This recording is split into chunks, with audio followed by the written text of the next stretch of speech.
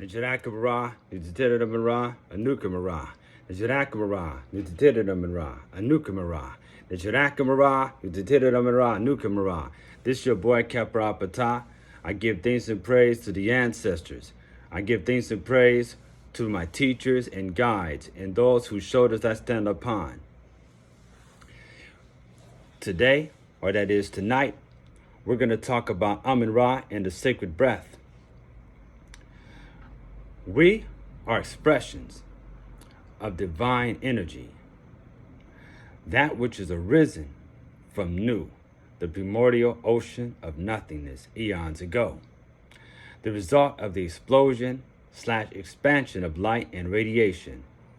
We, along with everything else around us that has a form or crystallizations of stardust, and light, slow down.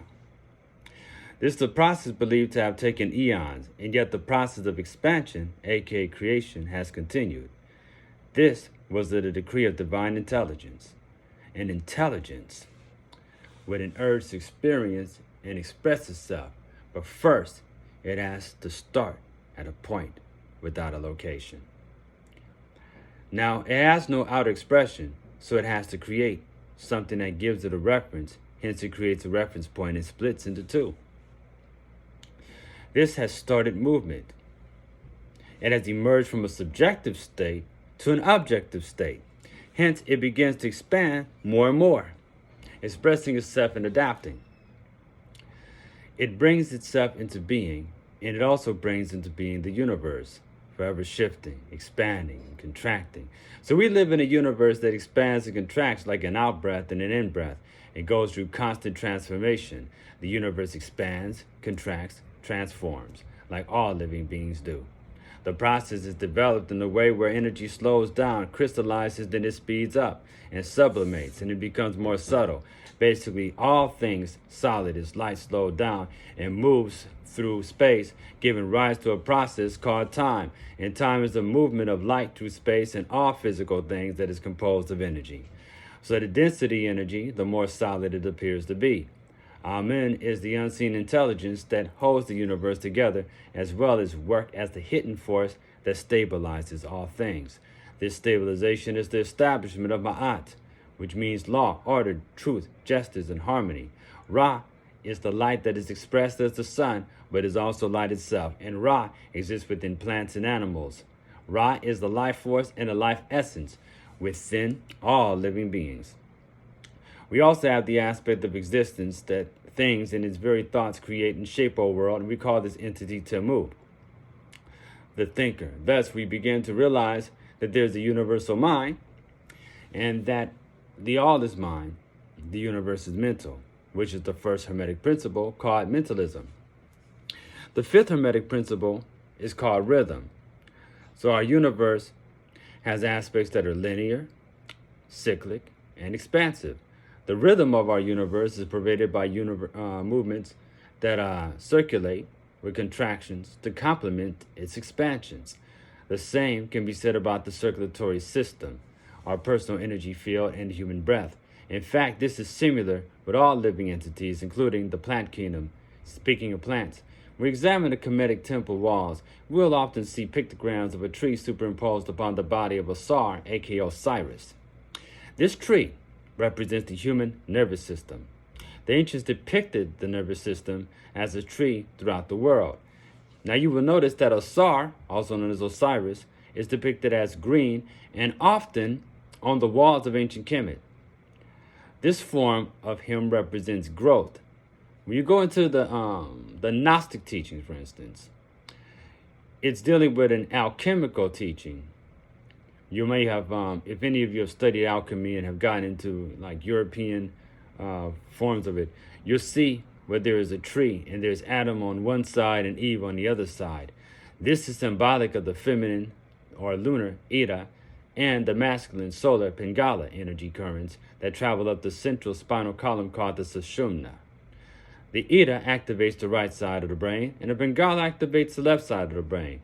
And when you activate both brain hemispheres, then you are equilibrium, where not only are you being able to synthesize, but you can also discern. And this also comes out great whenever you decide to be an artist and pursue that aspect as well. The universe itself moves and is shaped like a spiral, and this is due to movement. When you breathe, there's an energy within you that spirals downward as you take the in breath, and then outward as you breathe out. The spiral and the spirit both contains the same word. The fact of the word spirit comes from the Latin word spiritus, which means to breathe. So we are breathing deeply and correctly. It places us as individuals into a state of relaxation. When you relax, this opens the way for your body to actually heal as your personal energy field expands due to a higher level of consciousness. When you're in a place of expansion, you begin to have more influence over your environment. When you're in a feeling of sadness, nervousness, and so forth, or you're full of anger and sadness, what you're going to notice is that you have this feeling of contraction. And what's actually happening is your auric field is actually contracting, especially if you dwell on those particular feelings all the time.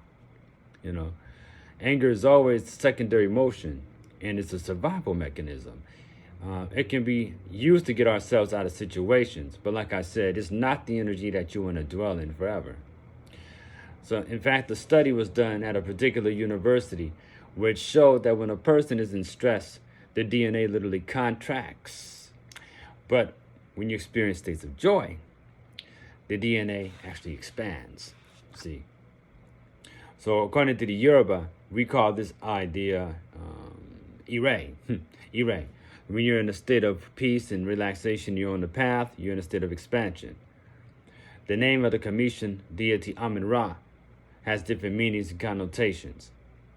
In a Commission or conscious community, the examination of the name suggests that it has a different reference of the sun being in Aries at the time of the Ram, that is 2200 to 100 BC. So we study the works of Egyptologists, we see that they agreed that around the time of the 18th dynasty, between 1550 to 1298 BC, the priesthood of Amun-Ra amassed great wealth and power. And unfortunately, there was a conflict between the priest of Amun-Ra and the followers of Akhenaten. Of course, like the solar disk being brought forth as the object of reverence by Akhenaten, they talk about that as if that was the first time that one person ever introduced monotheism to the world. And we see evidence, if you want to call it monotheism, we see that throughout the ancient world. The thing about it is that the ancients understood the concept of allness as opposed to just oneness. They seen the supreme being as a being that embraces all, is part of all. Yet, there's different aspects of the supreme being that functions at different levels. You know, some traditions teach that we are separate from the Creator. Some teaches that we are with the Creator is within us, and within the Creator we have our being, and so forth. The Commission more or less looked at it from the latter. So we see the ram represents great power as the symbol of the Ba, or the soul, an animal who is not only headstrong but also whose power is in the head. Not to mention, in a lot of African traditions that survive today in West Africa, it is believed that when you praise the head, you're actually making a connection to the supreme being. And also it's believed that the head itself is the deity, an orisha. The Kemetic word for head was tep. And when you spell it backwards, you get pet, which means heaven. So heaven is indeed in the head, okay? Not to mention, when you look at the word Ra and Ram, you take Ram and you spell it backwards, you get Mars, which is the planet that rules Aries. Mars and Aries happen to be the same entity, who in the Roman and Greek tradition was considered the god of war. So in various traditions, you'll see that there are changes where they may match the deities up differently. We also see that that Amun is identified with Zeus, who is Jupiter. We can see, according to Greek mythology, Jupiter is a god of lightning and thunder, but he is also the king of the gods. It's important to understand the fluidity of the characteristics and identification of the various deities in ancient times, because throughout the ages, different deities were identified with different planets, and there'll be more on this in a later presentation. One example of such fluidity is that we see Tahuti, also known as Thoth, as a lunar deity in one period. In another period, he's identified as Mercury, who is also known as Hermes. This is due to shifts in the planetary arrangement and the changes that came about the merging of Greek traditions and Kemetic traditions which gives rise to what we call Hermetic magic and Hermetic philosophy. So there you got like the remnants and teachings of the Golden Dawn, Aleister Crowley and Israel Regardie. You can find this in some of the magical bookstores and so forth. They get this information. And then you have the teachings of Ra Nephra-Amen with the Medu Neter and so forth, where he have actually connected it to the various civilizations of original people and see how they correspond. That book is called the Medu Neter. There's like 7 volumes. So anyway, we benefit greatly having a relationship with the intuitive faculty, as well as the ability to receive messages from ancestors and the Neteru, gods, angels, ancestors themselves, okay? And just for the sake of history, I'd like to point out that the merging of the Greek and Kemetic culture was a result of the rise of the Greek general Ptolemy the First, or Ptolemy Soter, who also took on Egypt, or took control of it after the death of Alexander the Macedonian. Ptolemy I Soter took on the name Mary Amenhotep. It was he who declared himself pharaoh and founded the Ptolemaic dynasty around 304 BC and ending with the death of Cleopatra in 30 BC. This is what was set the tone of the later establishment of the Christian religion as a political power for the Roman Empire. Again, that is for a later time. Today, we look at surviving mysteries of the African tradition, like, for instance, Yoruba. The deities are known as the Orisha, which some would say means seated consciousness or select heads and so forth. As we can see, you can't just place one particular deity in one particular sphere and cover all the attributes of that particular deity, because they have what you call roles, especially in diaspora. And you're going to notice that there's various degrees of importance depending on where the deities were paid homage to on the African continent, in Nigeria, and so forth. Like, for instance, there's different forms of Eshu Elegba, the divine trickster, a being that is connected to the air element. And interesting is to take note that the mercurial deities are often seen as tricksters and are related to the air.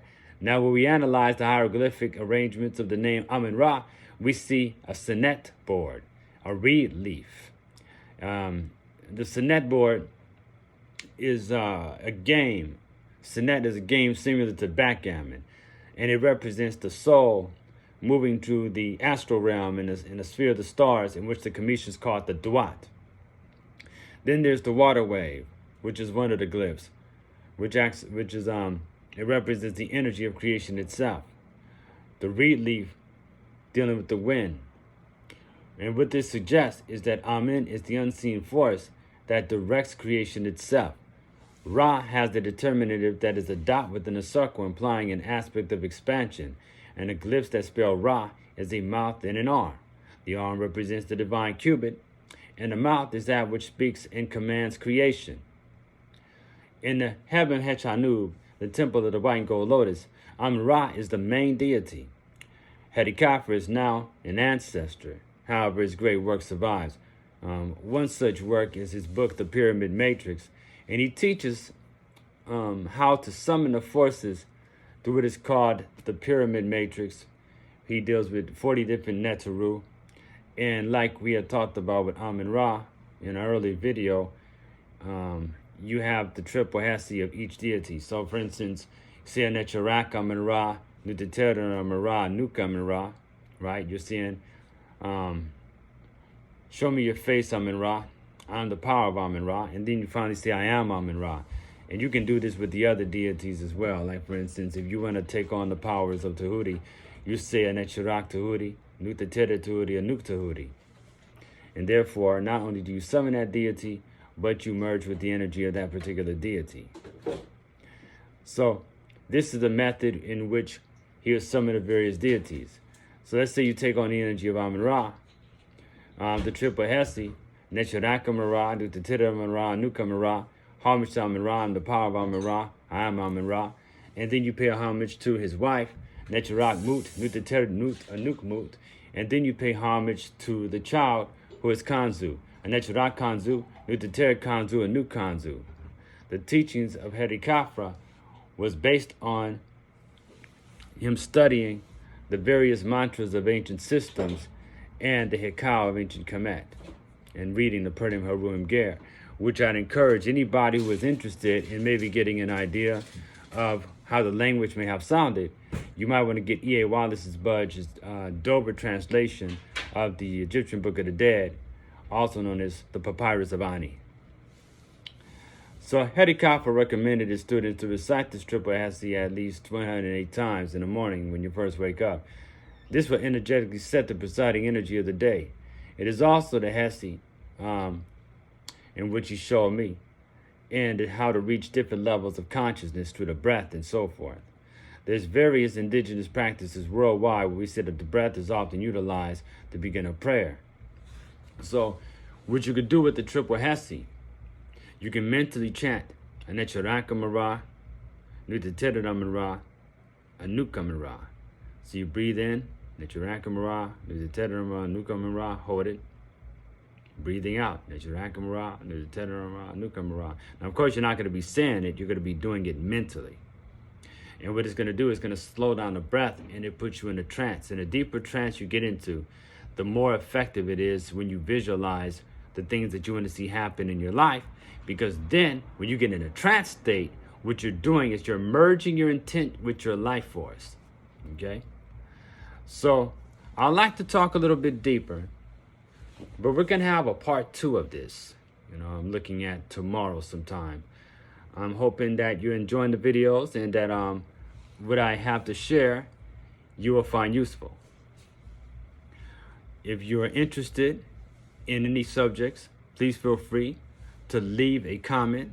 If you have any suggestions or if you'd like to share your thoughts, feel free. I'm open to suggestions and thoughts.